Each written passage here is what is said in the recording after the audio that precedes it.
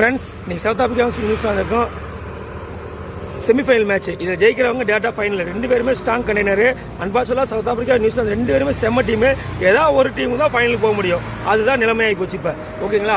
இதில் ஒரு சவுத் ஆப்பிரிக்காவுக்கு வந்து ஒரு ட்விஸ்ட் இருக்குது. அதாவது அவங்க வந்து அவங்களோட வீக்னஸ் ஒன்று இருக்குது. அது என்னன்னு சொல்லி நான் போக சொல்கிறேன். ஃபர்ஸ்ட் வந்து டீம் ப்ரெடிக்ஷன் பண்ணிடலாம்.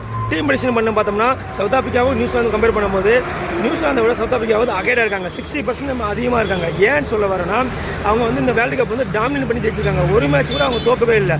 இந்தியாவையே வந்து சாதாரணமாக ஸ்பிக் போட்டு வந்துட்டாங்க. நியூசிலாந்து வந்து ஒரு மேட்ச் வந்து இங்கிலாந்தோட தோத்துட்டு வந்திருக்காங்க. ஒரு மேட்ச் வந்து டஃப்பாக விளாண்டு ஜெயிச்சு கஷ்டப்பட்டு ஜெயிச்சு வந்திருக்காங்க. அதனால வந்து நியூசிலாந்துக்கு வந்து கொஞ்சம் வந்து ஒரு கான்ஃபிடென்ட் கம்மியாக தான் இருக்கும். அதுவுமே வந்து அவங்க வந்து இப்போ பாகிஸ்தான் விட்டு கொடுத்து தான் உள்ளே வந்திருக்காங்க. மறக்காதீங்க, அவங்க ஜெயிச்சு உள்ளே வரல, பாகிஸ்தான் விட்டு கொடுத்து உள்ளே வந்திருக்காங்க.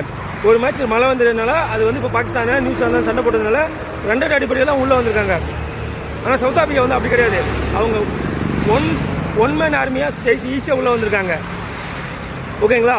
ஸோ இப்போ படி பார்த்தோம்னா அந்த ட்விஸ்ட் சொன்ன பார்த்தீங்கன்னா ட்விஸ்ட் என்னன்னா, இது வரைக்கும் சவுத் ஆப்பிரிக்கா விளையாண்ட எல்லா மேட்சுமே நரேந்திர மோடி ஸ்டேடியம் அகமதாபாத்தில் ஃபர்ஸ்ட் டைம் ஈடன் காண்டியத்தை நீங்கள் விளையாட போகிறாங்க.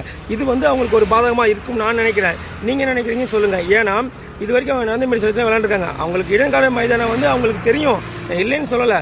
பட் இந்த வேர்ல்டு கப்பில் அவங்க ஈடன் கார்டன் மைதானத்தை விளையாடலை. அது வந்து அவங்களுக்கு வந்து ஒரு பெரிய ட்விஸ்ட்டாக இருக்கும் போது.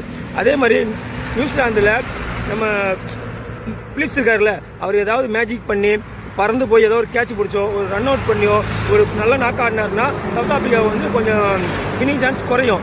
மற்றபடி பார்த்தோம்னா சவுத் ஆப்பிரிக்கா வந்து செம்ம டாமினன்ஸ் டீம், சூப்பராக விளையாண்டுருக்காங்க. எனக்கு தெரிஞ்சு பார்த்தோம்னா இன்னைக்கு சவுத் ஆப்பிரிக்காவுக்கும் நியூசிலாந்து மேட்ச் ரெண்டு பேருமே வந்து வெற்றிக்காக போராடுவாங்க.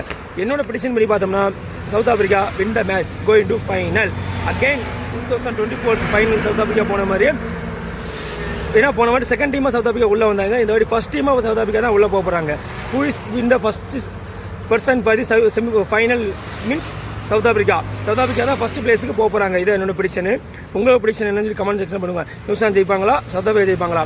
என்னோட ப்ரெடிக்ஷன் பண்ணி பார்த்தோம்னா சவுத் ஆப்பிரிக்கா ஜெயிப்பாங்க சொல்லியிருக்கேன். நியூசிலாந்து வந்து கொஞ்சம் மஸ்ட் வின் மேட்சாக தான் இருக்குது. பட் வந்து அவங்களுக்கு வந்து அந்த அளவுக்கு வந்து அவங்க பிளேயர்ஸ் வந்து பெர்ஃபார்மன்ஸ் பண்ணலை. ஏன்னா அவங்கள வந்து பேட்டிங் வந்து அந்தளவுக்கு ஆல்ரவுண்டர் நம்பி தான் இருக்காங்க. ஓப்பனிங் வந்து யாருமே ப்ராப்பராக பண்ணலை. சரிங்களா?